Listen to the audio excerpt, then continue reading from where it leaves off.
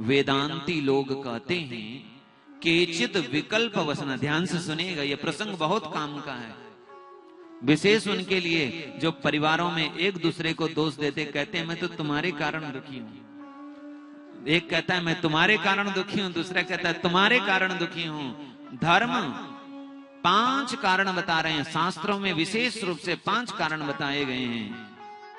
पहला कारण, वेदांती लोग कहते हैं केचिद विकल्प वसना आहुरात्मान मात्मना। जो वेदांती लोग हैं वो कहते हैं कि हमारे दुख का कारण हम स्वयं हैं, दूसरा कोई नहीं है। मनः परम कारण मामनंती। हमारा मन ही सुख बनाता है और हमारा मन ही दुख बनाता है। ये सुख और दुख बनाने की जो प्रक्रिया है वो हमारे भीतर है। नहीं तो आप विचार करिए, एक ही चीज से हमें दुख हो रहा है, दूसरे को सुख मिल रहा है। एक ही परिस्थिति से हमें दुख मिल रहा है और दूसरे को सुख मिल रहा है। अभी कोई हाथ काट ले तो दुख होना चाहिए ना, लेकिन किसी किसी को दुख नहीं होता। क्यों?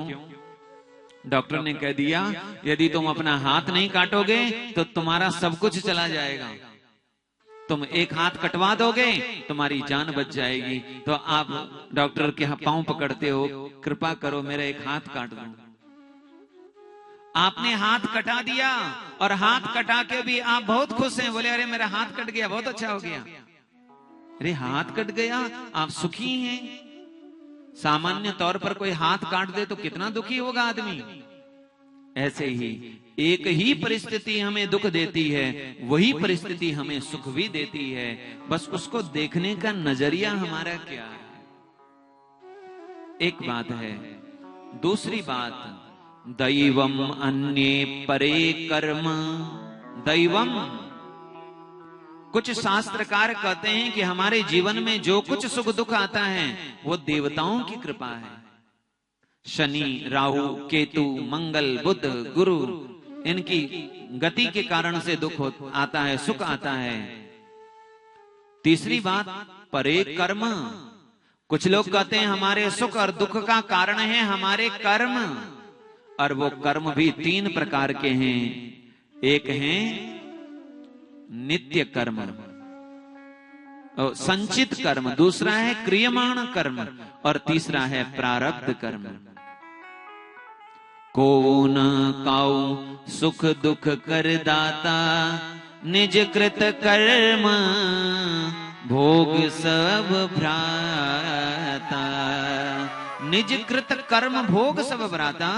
हमारे जीवन में जो सुख और दुख आया है वो हमारे कर्म का फल है। हमें कोई सुख नहीं देता, कोई दुख नहीं देता। 3 कारण। स्वभावम अपरे। कहीं कहीं कुछ लोग कहते हैं कि हमारे जीवन में जो दुख आया है उसका कारण है हमारा स्वभाव। किसी किसी को दुखी होने का स्वभाव बन गया है। और आप विचार करिए, आपके इर्द गिर्द भी 1-2 लोग ऐसे होंगे ही जो सदा दुखी रहते हैं। आप उनको कहीं भी ले जाओ, स्वर्ग में भी ले जाओगे, अच्छे से अच्छी परिस्थिति में ले जाओगे, वहां भी किसी न किसी बात से दुखी रहेंगे। एक आदमी, एक बहन कुछ अच्छा नहीं बनाती होगी भोजन, तो उसके पति ने कहा भाई किसी को बुलाया कि इनको जरा सिखाओ, बताओ थोड़ा अच्छे से बना सके। तो उसके बताने से उसने अच्छे से बना लिया। अब भोजन अच्छा बना, सामने आया, उसने पाया, पा करके अब तो खुश होना चाहिए था ना। तो उसे भी लगा आज तो हमारे पति बहुत खुश होंगे क्योंकि मैंने इतना बढ़िया भोजन बनाया है, इतना सीखा है। और आजकल तो कहीं बाहर जाके सीखने की जरूरत नहीं है, आजकल गूगल गुरु है। कुछ चीज ना आती हो तो सब कुछ मिल जाता है कैसे बनाना है। तो उन्हें लगा बहन को कि आज मेरे पति बहुत खुश होंगे क्योंकि इतना बढ़िया मैंने व्यंजन बनाया है। तो जब पूछा जी आज का भोजन कैसा था, तो गुस्सा होकर के बोला कैसा था? आज जैसा बनाया कल वैसा नहीं बना सकती थी, परसों वैसा नहीं बना सकती थी। मतलब आज जो बनाया है इस बात से खुशी नहीं है, पर कल तक ऐसा नहीं बनाया इस बात से दुखी हैं। तो किसी किसी का स्वभाव है। और अपेक्षा भी क्या है, आजकल ये पुरानी इसमें नहीं, नई जो पीढ़ी आ गई है बहुत समझदार है, बुद्धिमान है, ज्ञानी है, लेकिन उन्हें लगता है कि यदि मेरे सिर में दर्द होता है तो हमारे प्रेमी के पूरे शरीर में दर्द होना चाहिए, तब सुख मिलता है।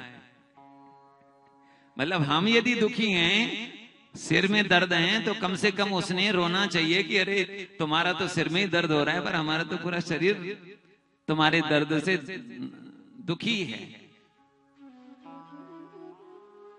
विचार करिए। और हमने एक बार विचार किया, आपने देखा होगा बचपन में जब बच्चों को सरलता से कुछ नहीं मिलता है तो वो रोते हैं, और जब वो रोता है तो माता पिता घर के लोग उसको रोने को नहीं देख पाते और उसको जो चाहिए दे देते हैं। एक बार हुआ, दो बार हुआ, अब जरा ध्यान से सुनिए।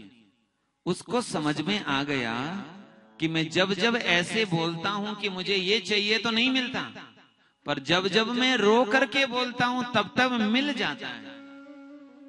अब उसने वो आदत पकड़ ली कि जब मैं रोऊंगा तो मुझे मिलेगा, इसलिए उसको जब कुछ चाहिए तो रोता है।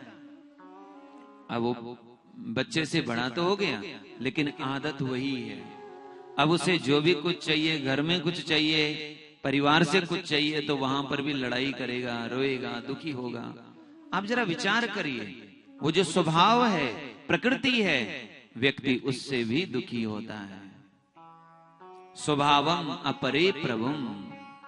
और यदि हमारा स्वभाव हर हाल में खुश रहने का हो, अब एक जगह हमने देखा, हमारे साथ बहुत साल पहले एक बार हमने नर्मदा परिक्रमा की, उस समय जब हम चल रहे थे, लगभग मुझे लगता है कि 1500 किलोमीटर या 2000 किलोमीटर हमें ऐसा चलना पड़ा कि दिन में 2-3 बार पांव में, उसको क्या कहते हैं, स्क्रैप कहते हैं, क्या कहते हैं, क्या नहीं, वो जो पट्टी बांधते हैं स्क्रैप कहते हैं उसको, स्क्रैप कहते हैं, हाँ वही। तो दिन में 2-3 बार, यानी सुबह, शाम, और बीच में कहीं नदी आ गई उसमें उतरना है, तो वो 3-4 बार वो निकालना है, फिर पहनना है, फिर चलना है।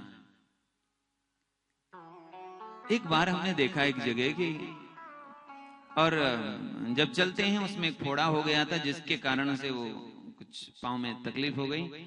तो उस फोड़े के अंदर खेत से चल रहे तो मिट्टी और मतलब फोड़े के भीतर घुस गई।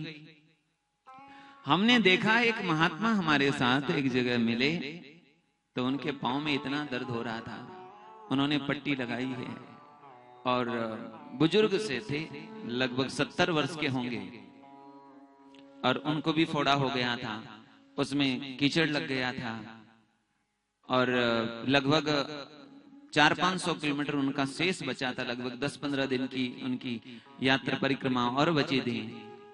तो इतने आनंद से पांव को कह रहे थे, वो कह रहे थे, अच्छा पांव, अच्छा कुछ दिन थोड़ा सा और इंतजार कर लो। मतलब अपने दर्द से, अपने पांव से बातें करके कि तुम इतना दर्द कर रहे हो, पर मैं तुम्हारी सुनने वाला नहीं हूं। तुम कहोगे कि कुछ दिन बैठ जाओ, आराम करो, तो ऐसा होने वाला नहीं। और आनंद में चल रहे हैं, झूम रहे हैं।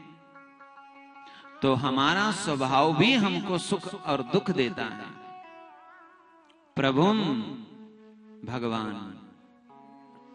होई सोई जो राम रचि राखा, को करि तर्क बढ़ावई शाखा। इतने कारण हैं हमारे जीवन में आने वाले सुख दुख के।